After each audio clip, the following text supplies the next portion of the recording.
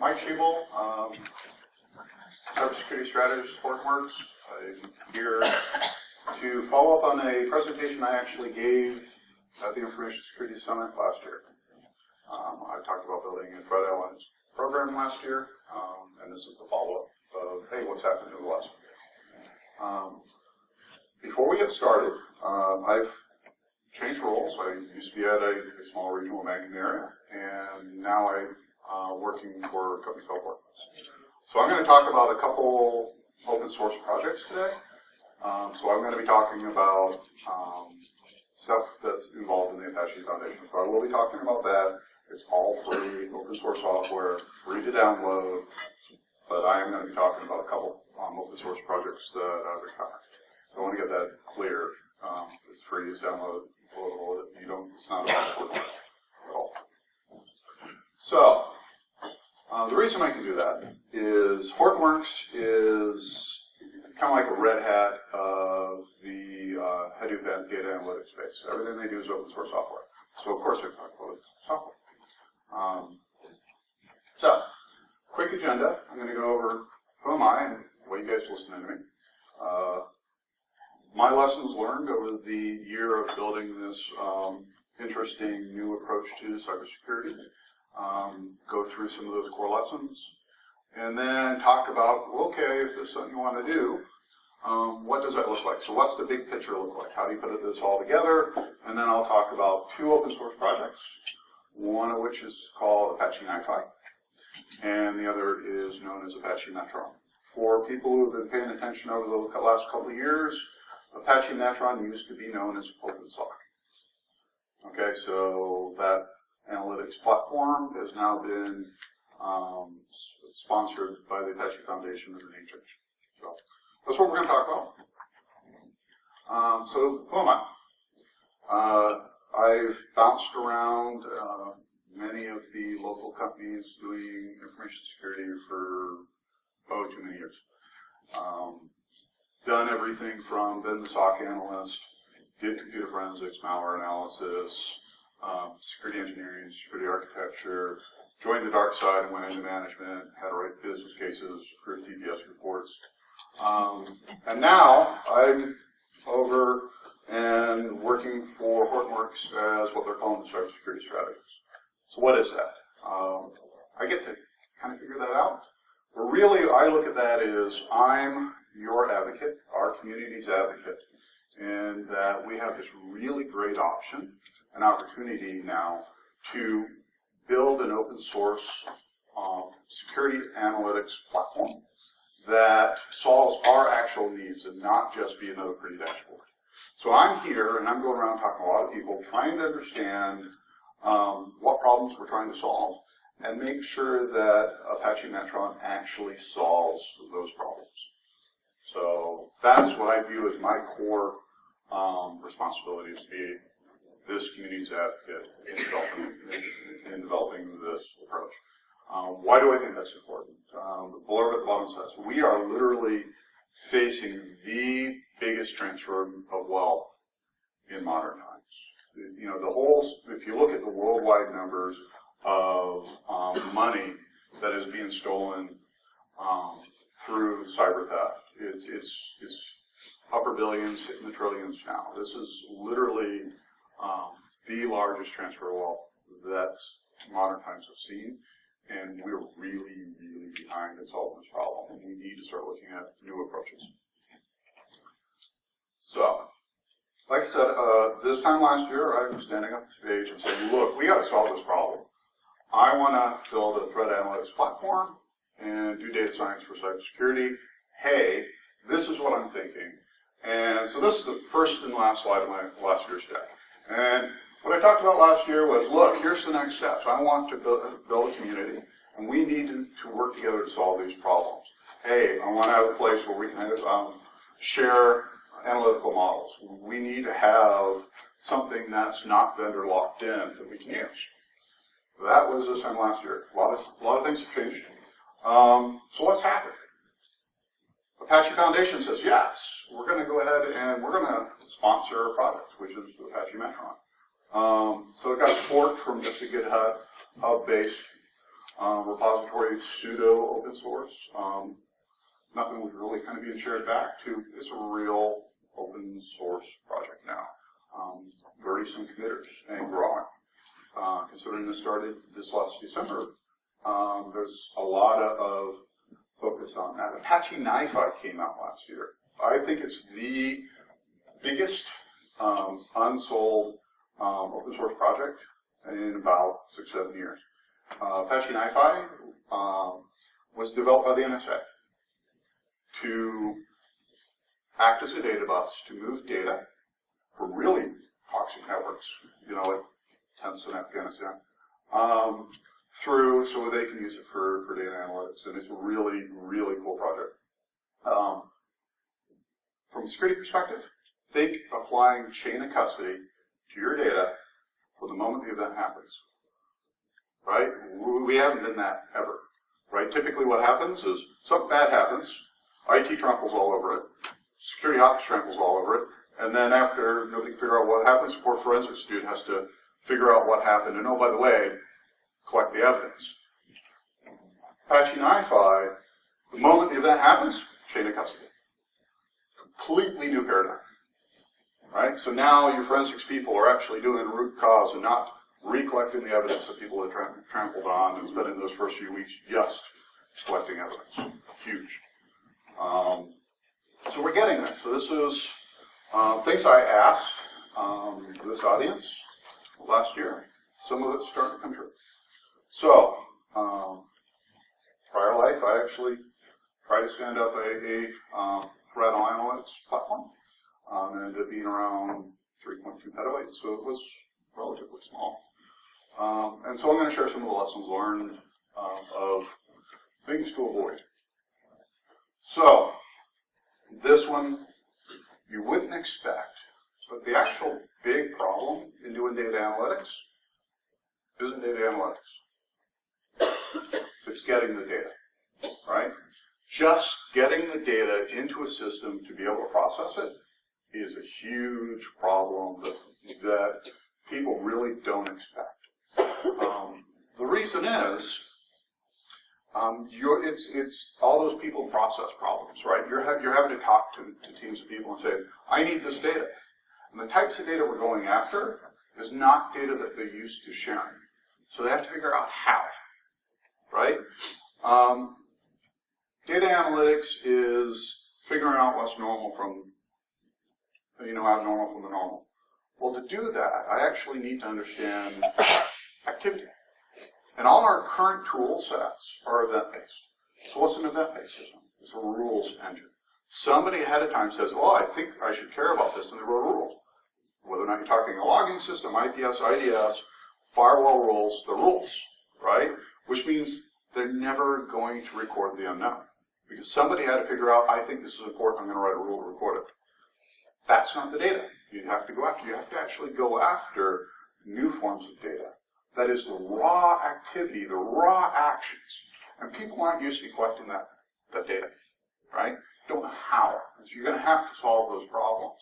It's not something to walk in unprepared. If you think you can put in a off-the-shelf solution and it will just work,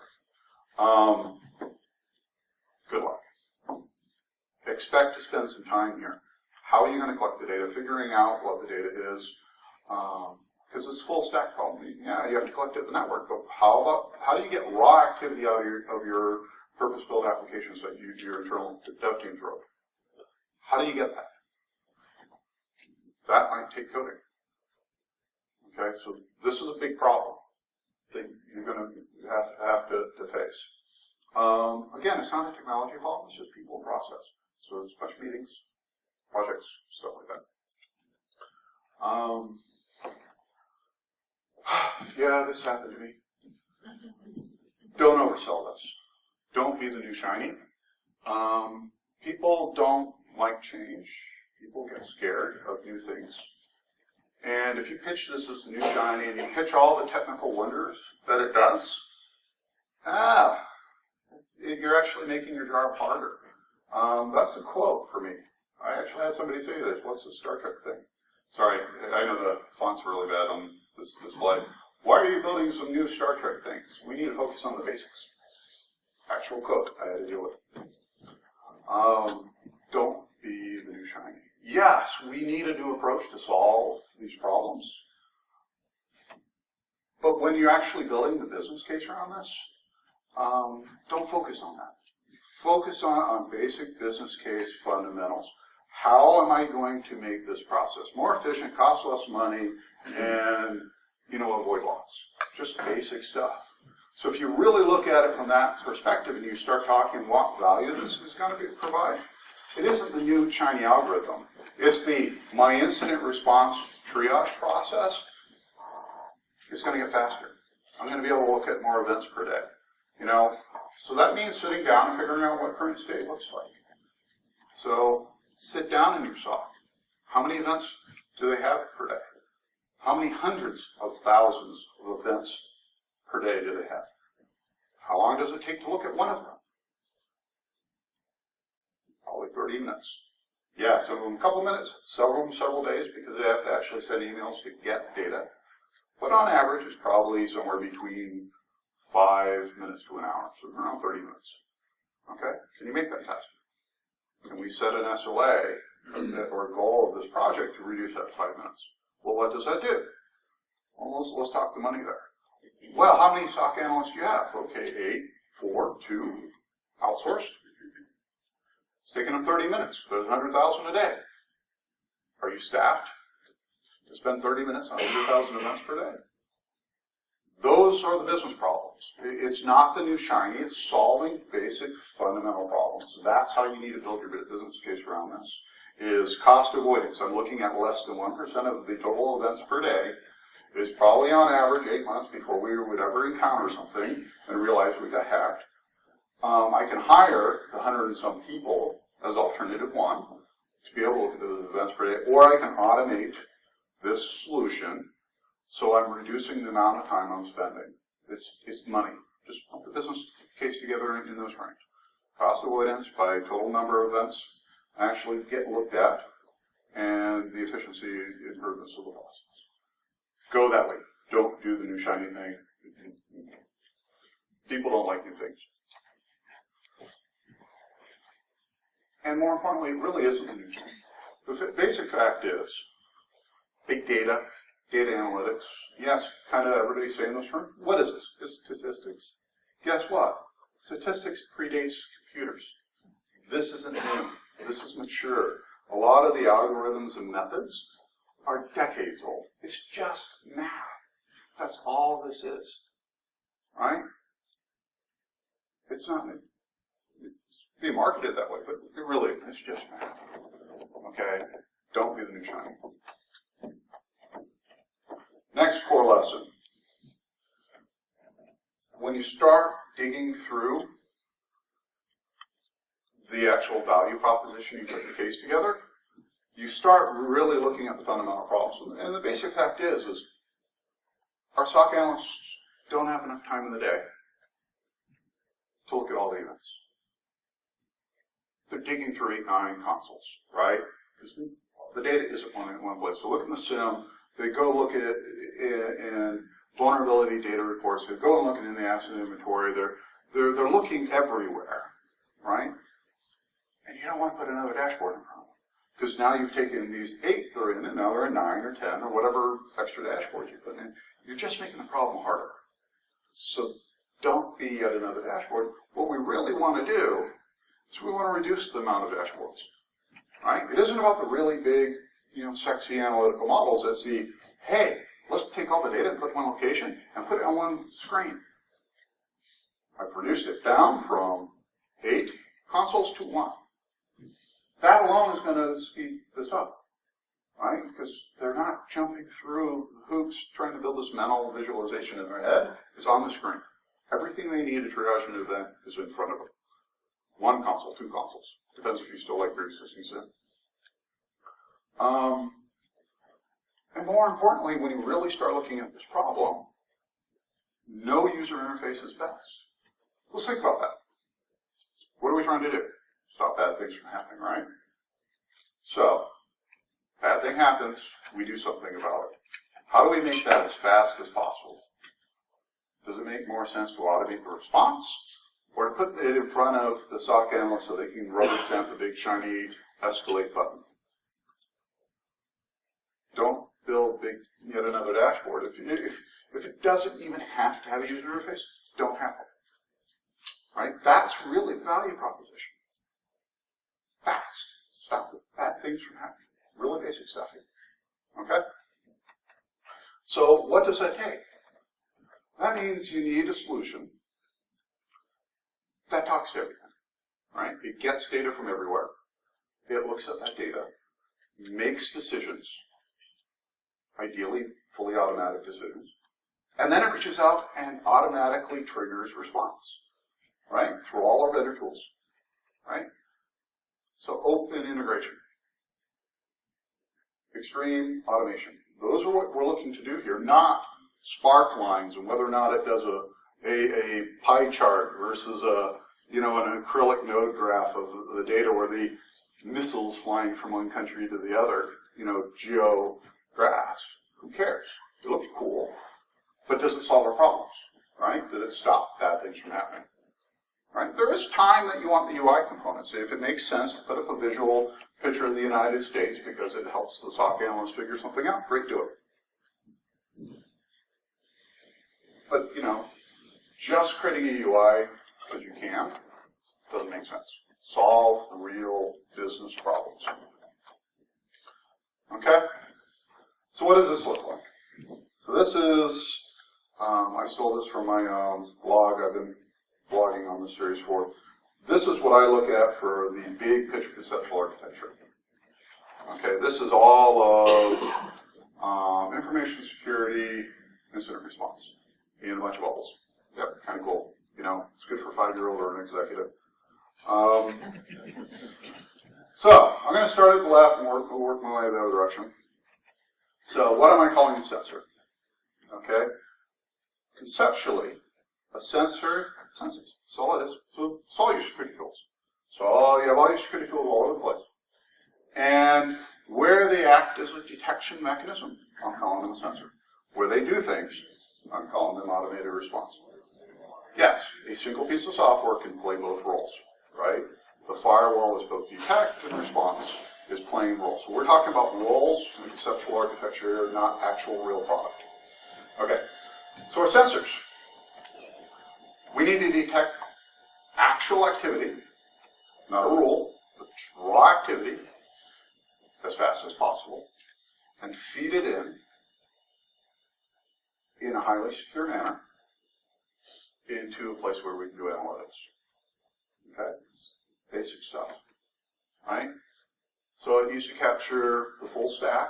So it needs to understand what's happening at the network, what's talking, what's happening in the OS stack, so processes and storage and file openings and handles. I need to get within the application logic itself and understand what's happening in the applications, and I need to understand the user. It's the activity on the network, really, at the full stack. That's kind of what we need. And how you piece that together, with your existing tool sets or looking at different solutions, that's what we're calling a sensor. As complete coverage as you can get here, the better, right? But we have to get the data in. And if you really look at the critical path here, it goes from sensor, data flow, automated response. So that is the critical path. Okay? If we never have to talk up into the user interface, great. So we need to have a way to flow the data into an analytics platform, do analytics against that, which is basic descriptive, predictive, prescriptive analytical models with machine learning, make decisions, implement our company's workflow into the system. If it does this is how I want to respond. I want to block, I want to kill the session, whatever that is. It has to be something you can configure and not be just an analog solution. And then it needs to go out and trigger that. You want that as the data actually streams. You don't want to do this batch, basic stuff, right? So that's the critical path. So the data flows in and triggers automated response, streaming analytics. We then want to keep copies of the data and store it in a data lake. And that's actually really, really important for several reasons. One, how easy it is to have a conversation that says, I want to do automated logging. Comfortable conversation with your executives is easy to sell, right? Hey, we just want to have this regular expression kill web traffic. Nothing wrong with it, right? We can put that in prod, right, boss? Hard conversation, right? So what do you have to do? You have to justify, I'm not going to cause business disruptions. So, okay, I put it in an odd prod environment. We'll let it run for a few weeks, and hopefully they're comfortable. But probably not, right? By actually storing this event data, you get to be positioning to enable an automated response, because hypothetically, say your data lake is 3 years of data in it. You now can simulate automated response, because you can replay the data back through the system at any time. You can say, here is my prescriptive response I want to have. If this condition happens and these thresholds of my scoring models are exceeded, I want to do a TCP reset, or I want to tell the proxy to kill the session, or deny the domain, all that, automated response. But now I can have a conversation saying, look, I've simulated the last 3 years of traffic, and I can prove to you if we would have implemented this rule 3 years ago, over the last 3 years, we would not have had a business disruption. I can show you I have the data. Completely different conversation to have. Key advantage. You'll think, oh, you need it for, historical analytics and, no. The actual really cool use of this data is so you can actually finally get people to allow you to do automatic response. Okay, so if you think about it, how do you get there? I like to visualize this as 3 big buckets. I have my white bucket, my black bucket, and the gray, right? White lists, white buckets are no good. Don't need to put it in front of eyeballs. Black bucket, no and bad. Probably don't need to get the rubber stamp. Click the big accelerate button. I'm going to automate that. Whether or not I'm automated full response or I'm automating escalation workflow, I'm still automating. Right? So really what you want your SOC analyst to focus on is gray. What is gray? I don't know. That's literally what it is. I don't know what to do with this data. I don't know what's good. I don't know what's bad. Let me put it in front of an eyeball. So what are you doing? You're changing your SOC analyst role, that triage role, to no longer be the rubber stamp looking at SQL injection logs and going, I don't know, to they're the people making the decision, is this good or bad? And we want this to be part of the analytics platform. Because that click stream, this is good, this is bad, when they click, that click stream is a critically important piece of analytical data we can use. Why? We can train our models. The model doesn't know. It's kind of in the middle, right? It don't know which way to go. It hasn't weighted this appropriately. But I can take the click stream, and I can use the click stream and say, okay, they're saying it's bad. Well, I'll now weight my model a little bit more to that side now. Or it's bad. Good. So I can weight it more. So what? You're now changing your SOC analysts. They're the people who train your models. That's what they do. And you've gone from hundreds of thousands of events per day to a few thousand to begin with. But over time, as your models train, right, the amount of data you're putting in that is unknown in front of your people is reduced down to from thousands to hundreds to a few dozens until everything quiescents and everything's normal, because nothing ever changes on your networks, right? So what happens? So think about that. If all of a sudden your SOC analysts see another thousands of events pop up in the system now, that alone is an indicator. The indicator is something's changed. What changed on your network? Do you have a change control ticket? What happened to trigger this change in behavior in your system? That alone. I might have been hacked. Somebody's, sneaker netted a change in as a fraud support activity. That alone. Just being able to get that visibility, auto bubbles up. Not just on the nature of the events that are being put in front of the eyeballs, but the volume alone tells you things about, hey, things have changed. So, data flows up in analytics. Rules engine I hammered on signatures. Yeah, I get it. Rules engine is automation response rules engine, not signature engine, right?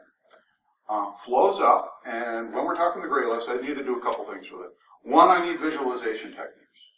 Why? It's not about pretty dashboards, but just to make it as easy for the human to digest the problem. It doesn't have to look great.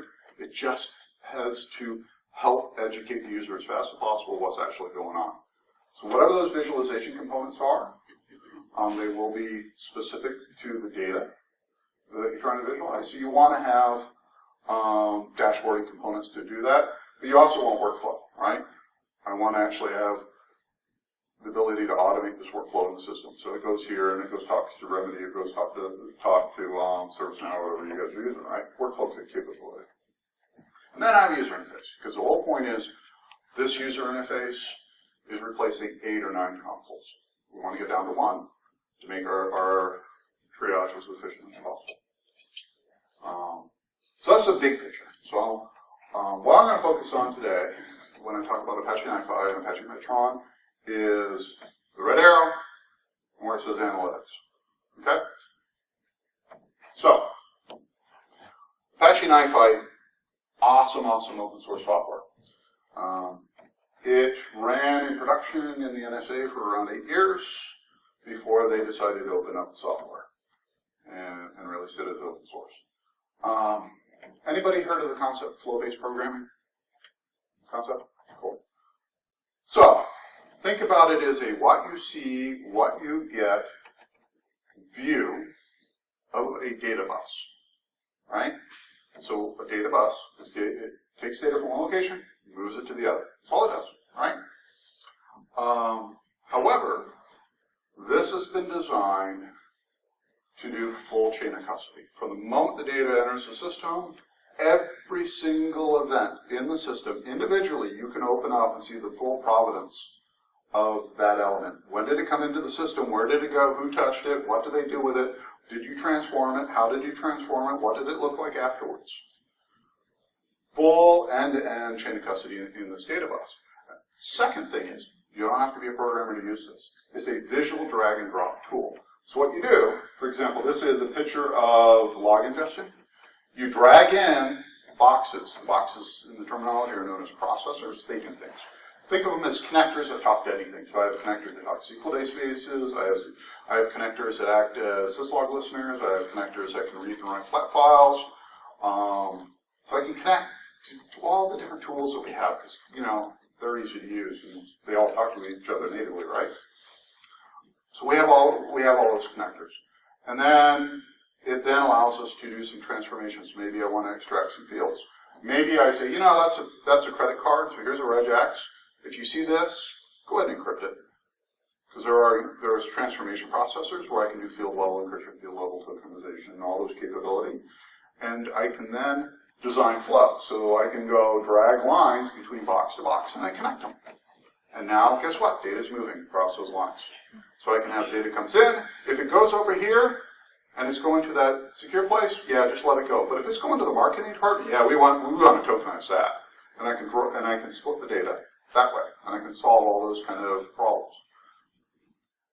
From a let's solve the analytics data ingestion problem, awesome tool, right? Because now I'm not having conversations with development teams to do programming exercises. Tell me where your data is, I'll go get it. Oh, it's an Oracle. Okay, I have a connector for that. And a SQL. Yeah, I got a connector for that, right? You can rapidly get your data into the system. That is actually the harder problem to solve. And this is a very easy way of solving the problem. So here is an example, the second page of that log ingest. So we ingest logs, and I'm writing it into Kafka and into Splunk, and I'm writing it into forwarding it to the other data center for cross-site replication. And it's just you visually connect these tools, and I can look at this and go, oh, that's what it's doing, right? I don't have to be a programmer. I don't have to learn data science to move data. You get a picture right, I know what it's doing. And this is the shot of chain of custody. So at any point, you can go in, every single event, I can go in and have a full audit trail of exactly what happened to each of these events, which is what you want reported. Right? I collected this data. This proves that the bad guy did it. So, okay. So now we've gotten our data in. So that's the red arrow. And now we want to start doing analytics. Okay. So Apache Metron is, why do I say the 100,000-foot overview of it? It does three things. Right? First thing it does is it provides the basic infrastructure to do security analytics. Right? It basically takes the standard Hadoop components and configures them to solve this particular problem domain. Right? So it gives you a Kafka and storing topology to solve that problem. This number one, basic infrastructure. Number two is it actually creates this open data schema. So if you think about data science, you start with unstructured data, you cleanse it, you clean it, you validate it, you start labeling, classifying data. This data science 101 is for every single problem, from genome sequencing through petroleum discovery. They all do the same basic steps. Okay? We're now doing that and providing an open schema for the cybersecurity domain, which means anybody, any data scientist, now has fully classified data. They can just do their thing. They don't have to solve those problems. This framework is providing it. And the third thing is it actually has analytical models. So it has machine learning algorithms, behavioral algorithms in it, botnet detection capability. So it has those, and it's been designed in such a way that it's very easy for people to extend and develop their own models and add them to the system. Right? It's open source. We're not in competition to everybody. We want to work with everybody. So even if a company has a lot of deep domain experience and they want to create value-add add-ons, great, solid, awesome. Okay, it's open source software. So, how does it work? So it starts with, hey, guess what? We need some way of collecting the raw activity to test the key. Right? Non-event-based view. So right now how it works is it operates off a network tap and it collects three kinds of data off the network tap. One, raw network packet capture. Okay? So we actually have the bits on the wire. Second thing it collects is it takes those raw packet capture and it creates NetFlow-based data off of that. Right? And that way we can work with multiple vendors, because not all vendors talk NetFlow equally. We create our own NetFlow. And the third thing is it's called deep packet inspection. Actually, under the covers, this is another open source project known as Bro. So anybody use Bro? Yeah, cool. So what Apache Metron has done is actually written a Bro to Kafka plugin. So Bro has its own plugin infrastructure. If you go into the GitHub repository for that, there's some source code for a Bro to Kafka plugin. We're using it for Metron, but anytime you want to use it, it can be used for anything you use Bro for. So what is deep packet inspection? Essentially, you think about it as NetFlow at the higher protocol layers. So instead of just the IPs, we're talking what's happening within HTTP and SMTP and the protocol levels. So that deep level of inspection. Because all we want is raw activity, right? Then we bring in all the event-based data. So this is your logs, your security tool events, email information, journal files, all that event streams. We bring in all that as well. And then we start doing basic data science. So this lands in the project's known as Apache Kafka, is what's being used here. Think of it as kind of an alternative to MQ. And then we start doing the three basic steps for data science. We take the data, we process it, which means we extract our fields, we normalize the information, so it's all source IP, always the source IP. We validate the data and throw away corrupt, because guess what? We don't want to make business decisions on bad data. We start the tagging.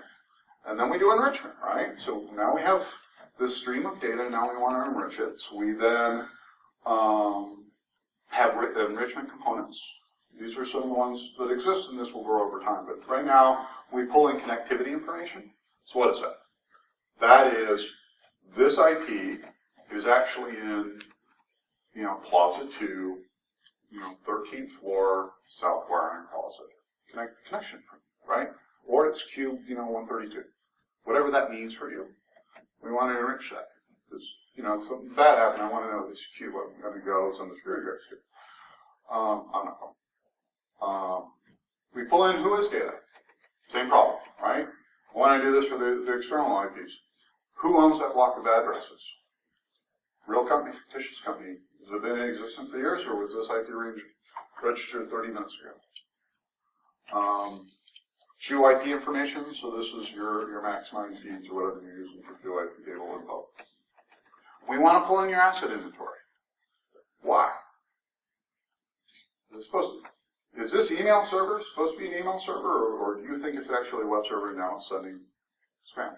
Right? So I want your asset inventory. This is this application. More importantly, who supports it, and what's their phone number so we know who to call at 2 a.m. You don't have to dig all that info up. So the asset information, user data. So this is your LDAP and AD repository info, right? Because we want to have the user view of what's actually, who's creating these processes and sessions. We want all that data. So we enriched the data. So now, if you think about it, I started with completely unstructured data that I didn't have any. I've created a semi-data structure that I've enriched. And now we want to do what's known as classification and labeling. So that's the next step. So we do that. Some of the interesting things we're doing in this stuff is we're doing feeds for sticks. So if you're working with your iStacks, take the feed, put it in here. Any flat file-based system, so if you've got like bad actor lists and stuff you're getting, you put the files in and read them in. Aggregators, cloud services, and then what we're calling models of service. Okay, because we know it's all about doing things. So we don't want the models locked in this tool themselves. We want to have where your authentication system can make a call in to the scoring model and say, user so-and-so is doing this, what's my risk score? Right? Tight integration. We want that capability, so we're calling it models of service. Essentially, we have the Storm Bolt for the people who actually know analytics. We have the Storm Bolt. We've put a RESTful API on top of each of them that then allows you to make web API calls at any point in the Storm topology to get scoring info. Really what's going on. Okay, so this is Metron, right? So what do you got to do with Metron? So, because Metron's a framework and not an off-the-shelf product, you do whatever you want, right? You can have this sitting before your SIM and feed it into your existing SIM. You can, do real-time search capabilities. So this would be, feed it into Splunk. Use Kibana if you want an Elasticsearch-based solution there. Your data scientists are able to use any of their favorite tools, right? Because it's just heading, right? All we've done is we now have this data store that's open, solving this problem to me, and you can have your data scientists come in and say, here's the labels, go do your thing, right? Use your tools. PCAP Store already talked about the value of having a data lake and being able to simulate automated response. You can use this in your investigation workflow, so as you escalate, you can actually go back to the bits and pull the data out and go, look, no, that thing actually didn't happen. And yeah, security. Everything that's available from a security perspective, so this is Apache Ranger, Apache Atlas, all those capabilities. Yeah, it's data we use for data. I'm talking to security people, you get it, I get it, it exists. So that's Apache Metron. Okay? So if you think about it, I can do a couple things. I can put up my own data lake for security, right? And have my data stream in and store it. Or maybe you guys are already doing, you already have a data science group and they're doing, and already have their own data lake. If their choice of a data lake supports multi-tenancy security controls. Okay, just put Metron on top of it and just have a single unified data lake. It'll work either direction. But I have to have a data lake that can run Metron, and I need to get data to it. So those are how those two products are interacting. On the back end, for automation, I can then leverage Apache NiFi again, because it has all the great connectors. I can then have it help me on the automated response side and pull data back out of Metron, scoring decisions, and actually automate my response, or make the calls into your remedy systems or whatever. That's it. This is basic stuff. It's just data science applied to cybersecurity. That's all it has. And it's open. It's free. The project came into existence this last December. This week, it's currently in Beta 1, Release Candidate 6, with the first technical preview release coming out this week or next through the Apache Foundation. So it's both of these tools, just download and try them out if you want. That's it. So, some of the things that I'm driving into the roadmaps, as I've identified as needs when I'm talking to folks, is we really do need workflow, right? It's all about solving problems. And we want to have that workflow engine tied into the system, right? So we know what decisions people are doing as part of those workflow processes. Not just so I can train my models, but basic metrics, right? How many events per day did we look at? How long did we spend looking at it? Are we getting better? Are we getting worse? People are asking for that. People actually want a signature-based rule set. We thought, right? And then, hey, look, we're doing all this analytics. Wouldn't it be great if we can make that data available? Right? Think about that. Business intelligence, cybersecurity. Well, what do you have to do? I need to understand what my users are doing. Right? I want to predict customer buying behavior, which means I need to have a model that does user behavioral analysis, and I train the model to predict normal and throw away all that abnormal stuff. Right? Well, cybersecurity. Same data, same model, but I train the model to ignore that normal stuff because we want the abnormal. Right? That's why I was saying maybe this integrated approach. So we're doing all that work. Why don't we just expose that information about normal? So we're calling them knowledge graphs here. And that is, hey, this is the behavior profile of this asset on your network. This is how it actually works. And this is how it's trending over time. Isn't that great information? Hey, look, it dies every 37 minutes. Want to know why? So there are non-security reasons to have access to the information. Hey, boom, here's your asset inventory. Why? Because it's what's on your network. How do we know that? Because it's talking. And this is what it does. This is behavior. Just exposing that information outside of a pure cybersecurity context as value. Right? So holy nirvana and auto-updating asset inventory. Knowledge graphs. Okay. Like I did last year, my next slide was next step slide was a call to action. Hey, let's get involved. Let's do this and not wait until we're locked into a bunch of vendor-based walled gardens. So I'm doing a call to action again. Get involved, please. Help us build this community around Apache Metron, Apache NiFi. Try it. Just bug reports is helpful. You want to help build analytical models? Great. Help us. Just let's start getting and continue to build the community. You know how to code? Great. Become committed. Just make code. Don't know how to code? Do you know how to write documentation? Tutorials, user guides. We need them. Right? If we're truly going to be building a community around this, we have to build community. Just basic feedback. That's all. We're trying to build an open data schema as part of this Metron project. Once we start getting that and it starts being valuable, hopefully we can become the center of gravity in this industry, in the space, that people want to use this data schema because it's easier to use this than build their own separate. Right? Because they have to maintain theirs, and we have this community and that. There are other Uses of a cybersecurity schema outside of traditional incident response. Risk.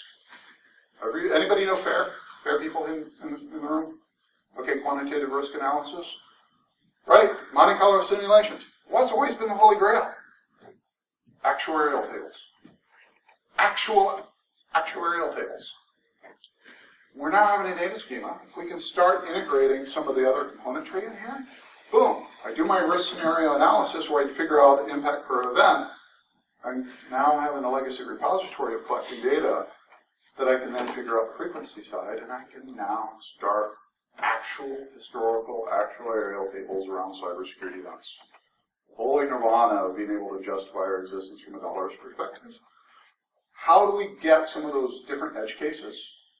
What other uses of this data schema and what kind of tweaks and changes can we make to make sure that we're solving big open problems, right? Looking for a thought, right? Those are what we're trying to get involved in here. Different open source projects. Again, like I said, here's the big picture, and I only talked about the arrow in one box. So what else do we need? Workflow, right? What are some open source projects? Or let's spin up some open source projects that provide workflow that actually we want to use and solve our problems. UI componentry.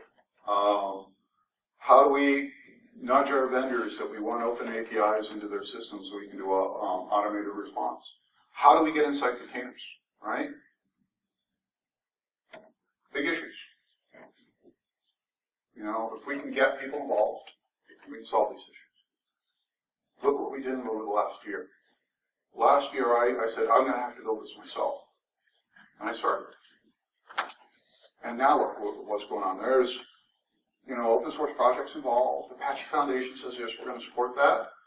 A major data analytics company says, we're going to help fund that. We're going to hire the Metron developers so they can continue doing their thing and invest money into the situation. That's what's happened over the last year. What are we going to do this year? That's my call to action. Questions? Because I'm done. Really simple. I wanted to save a lot of time. Actually, 3 minutes over. Never mind. So is there a YouTube group or something you're asking people to come to, participate in, phone calls, conferences, what? I'm looking to figure out what works in each location. Here in Central Ohio, I've actually partnered with the ISSA. I gave a talk in January where I asked for, hey, what kind of training needs would we need to move to this new approach? I'm probably going to give either a half day or a full day technical training session late July, early August on this. So I'm working with the ISSA here, and that'd probably be a good place, but we can do meetup groups. You have a question? Send me an email. We can start there. I'm looking for what will work for this community. I don't want to impose any one structure and order. We as a group can figure out what works for us. What we do in Central Ohio, I don't want to force down the throat of the New York folks or Silicon Valley folks. They will do their thing, right? Just be active is all I'm asking. How are we going to do that? Anything else? Other questions? Okay, you guys free?